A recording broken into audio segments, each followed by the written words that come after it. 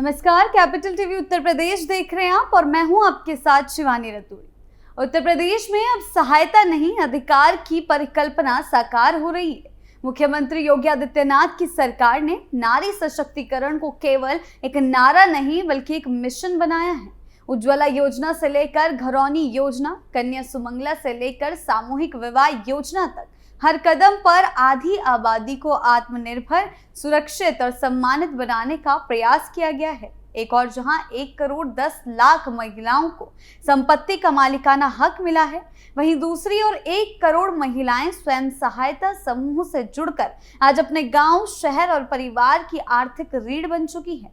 नारी सुरक्षा से लेकर सरकारी नौकरियों में आरक्षण तक हर मोर्चे पर योगी सरकार की नीतियां महिला केंद्रित विकास को रेखांकित कर रही हैं।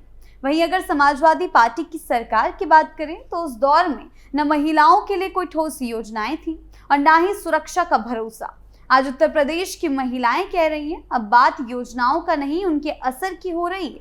और इस असर की सबसे बड़ी गवाह है वे लाखों महिलाएं जिनके जीवन में अब उजियारा है, चाहे वो रसोई में गैस की लौ हो या आत्मनिर्भरता की रोशनी।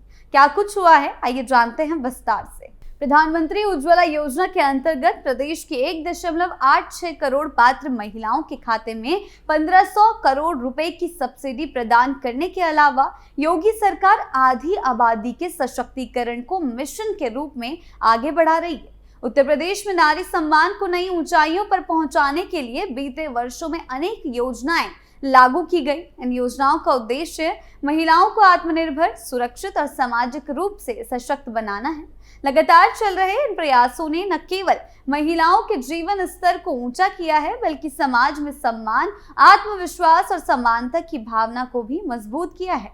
उत्तर प्रदेश आज नारी सशक्तिकरण के क्षेत्र में एक नई मिसाल पेश कर रहा है। कन्या सुमंगला योजना के अंतर्गत अब तक 26,34,000 बेटियों को आर्थिक सहायता दी जा चुकी है। ये योजना बालिकाओं की शिक्षा, पोषण और भविष्य की सुरक्षा के लिए एक मजबूत आधार साबित हुई है।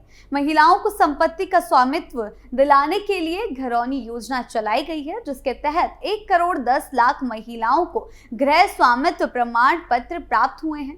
इस योजना ने ग्रामीण महिलाओं को अधिकार और आत्मसम्मान दोनों प्रदान किया है। आर्थिक आत्मनिर्भरता के लिए प्रदेश में 10 लाख स्वयं सहायता समूह गठित किए गए, जिनसे 1 करोड़ महिलाएं जुड़ी हैं।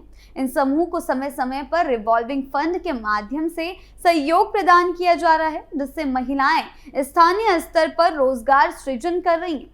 मुख्यमंत्री सामूहिक विवाह योजना के माध्यम से 4,68,000 से अधिक महिलाओं का विवाह संपन्न कराया गया है। प्रत्येक विवाह पर 1 लाख की आर्थिक सहायता ने गरीब परिवारों के आर्थिक बोझ को कम किया है। महिलाओं की दैनिक कठिनाइयों को दूर करने के लिए जल जीवन मिशन के तहत 2 करोड़ 41 लाख घरों में नल से जल उपलब्ध कराया गया है। इससे विशेष रूप से ग्रामीण क्षेत्रों की महिलाओं को राहत मिली है, जिन्हें पहले पानी के लिए लंबी दूरी तय करनी पड़ती थी। महिला स्वामित्व को प्रोत्साहित करने के लिए 1 करोड़ रुपए तक की संपत्ति खरीद पर महिलाओं को 1% स्टैंप शुल्क की छूट दी गई है। सरकारी सेवाओं में 20% आरक्षण के प्रावधान से अब तक 1,75,000 महिलाओं को रोजगार मिला है, जिनमें से 44,177 महिलाओं की भर्ती पुलिस विभाग में हुई है। नारी सुरक्षा के क्षेत्र में उत्तर प्रदेश ने उल्लेखनीय प्रगति की है। अपराधियों को सजा दिलाने में प्रदेश देश में अग्रणी है। कई मामलों में रिपोर्ट दर्ज होने से लेकर सजा तक का समय सिर्फ 40 दिन रहा है। निराश्रित महिलाओं को 1,000 रुपए मासिक भत्ता देने की व्यवस्था से 36,75,000 महिलाएं लाभान्वित हुई हैं। इसके अतिरिक्त प्रधानमंत्री स्वनिधि योजना से 2 लाख महिलाएं और बीसी सखी योजना के तहत 39,000 महिलाएं ग्रामीण वित्तीय व्यवस्था का अभिन्न हिस्सा बनी हैं। योगी आदित्यनाथ ने इन योजनाओं के बारे में क्या कुछ कहा है, जरा सुनिए। किसी भी लोक कल्याणकारी सरकार का दायित्व तो बनता है कि वह शासन की योजना का लाभ ईमानदारी के साथ उन जरूरतमंदों को, उन गरीबों को, उन वंचितों को, उन दलितों को उपलब्ध करवाएं जो उसका लाभार्थी, जो उसका पात्रता रखता है, और बिना किसी लाल लपेट के बिना किसी व्यवधान के उसका लाभ उन पात्रों को प्राप्त होना ही चाहिए। आजादी के बाद पहली बार किसी भी गरीब को, किसी भी वंचित को बिना भेदभाव की योजना का लाभ तब मिलना प्रारंभ हुआ जब देश के अंदर सौभाग्य से श्री नरेंद्र मोदी जी प्रधानमंत्री बने। इससे पहले गरीब के लिए शासन की योजना कौड़ी की बात हुआ करती थी, बहुत कठिन था। याद करिए 2014 के पहले रसोई गैस जिनके कनेक्शन थे उनको तो नहीं मिल पाता था, और जिनको कनेक्शन चाहिए था उनको कनेक्शन लेने के लिए भी घूस देना होता था।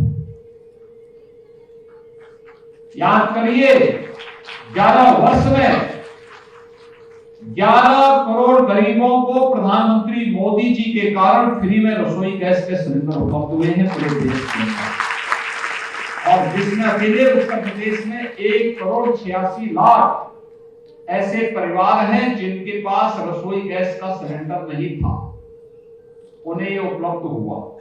निशुल्क सिलेंडर प्राप्त करने वाली लाभार्थी महिलाओं ने लोक भवन में मुख्यमंत्री योगी आदित्यनाथ को दीपावली के इस उपहार के लिए धन्यवाद भी किया है और महिलाओं की समृद्धि और उनके सशक्तिकरण के लिए लगातार काम करने को लेकर आभार भी जताया है।